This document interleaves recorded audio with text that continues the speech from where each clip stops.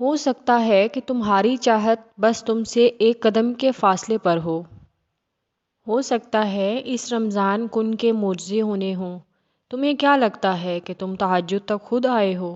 حقیقت تو یہ ہے کہ تمہارے اللہ کو تم سے محبت ہو گئی ہے، اور اسی محبت کے لیے اس نے تمہارے دل میں کسی اور شے کی محبت پیدا کر دی ہے جو تمہیں لگتا ہے کہ مجھے تہجد کی دعاؤں میں ملے گی، تاکہ وہ اس بہانے سے رات کے اندھیرے میں تم سے گفتگو کر سکے۔ اس نے تمہیں اپنی لاڈلی نماز سے نوازا ہے، اور پھر رمضان میں پڑھی گئی ایک فرض نماز 70 فرض کے برابر ہے۔ تو پھر تم حساب لگا لو کہ اس مہینے میں تمہاری پڑھی جانے والی تہجدوں کا حساب کتنا ہوگا۔ اللہ تو تمہاری ایک تہجد سے بھی خوش ہو جائے گا۔ تو پھر سوچو کہ اگر تم روز تہجد پڑھو گے اور اس کے سامنے اپنے ہاتھوں کو اٹھاؤ گے تو اس کی حیا یہ کیسے گوارا کرے گی کہ وہ تمہارے ہاتھوں کو خالی لوٹا دے، تمہاری دعاؤں پر کن کے معجزے نہ کرے۔ جانتے ہو اللہ کیا کہتا ہے؟ وہ کہتا ہے کہ میں اپنے وعدوں کا بڑا سچا ہوں، میں اپنے وعدوں سے نہیں مکرتا، اور یہ بھی اسی کا وعدہ ہے کہ کوئی پکارنے والا اگر مجھے پکارے گا تو میں ضرور جواب دوں گا۔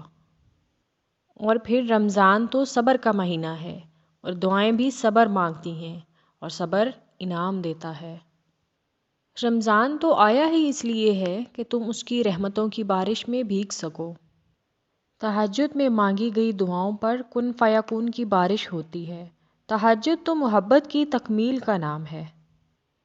اور پھر رمضان میں جب تم تہجد پڑھنے کے لیے مصلی پر کھڑے رہو گے تو یاد رکھنا کہ تم اس دربار پر پکار لگانے آئے ہو جہاں سے لبیک کا آنا لازمی ہے۔ تم اس مہینے میں پکار لگانے آئے ہو جہاں اس نے ہر چیز کا 70 گنا درجہ بڑھا دیا ہے، اور تمہیں اپنی رحمتوں سے نوازنے کا وعدہ کیا ہے۔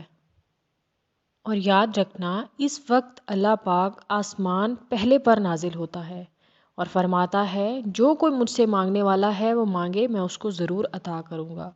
اور پھر رمضان میں مانگی گئی دعاؤں پر تو ضرور کن فیکون کی بارش ہوتی ہے۔ آپ یقین کے ساتھ مانگیں، یقین رکھیں اور یقین کے ساتھ مانگتے رہیں، انشاءاللہ آپ کے لیے کن کے معجزے ہوں گے۔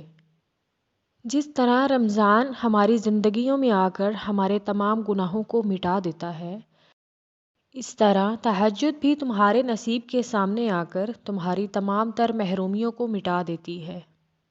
جب اس نے تمہیں رمضان دیا ہے اور ہزاروں لوگوں کے درمیان صرف تمہیں ہی تہجد اور دعا کی توفیق دی ہے، تو بھلا کیسے وہ تمہاری دعا کو رد کر سکتا ہے؟ تم اپنے دل کو اللہ کی رضا میں راضی کر لو اور دعا کرنا مت چھوڑنا، وہ تمہیں راضی کر دے گا انشاءاللہ۔ یا اللہ پاک ہمارے ظاہر و باطن کو پاک کر دے۔ جو دشواریاں، پریشانیاں، مصیبتیں، آنے والے خدشات ہیں ان سب سے ہمیں محفوظ فرما، ہماری جائز حاجات پوری فرما، ہمیں اسلام پر ثابت قدم رکھ اور ہمارا ایمان پر خاتمہ فرما، آمین۔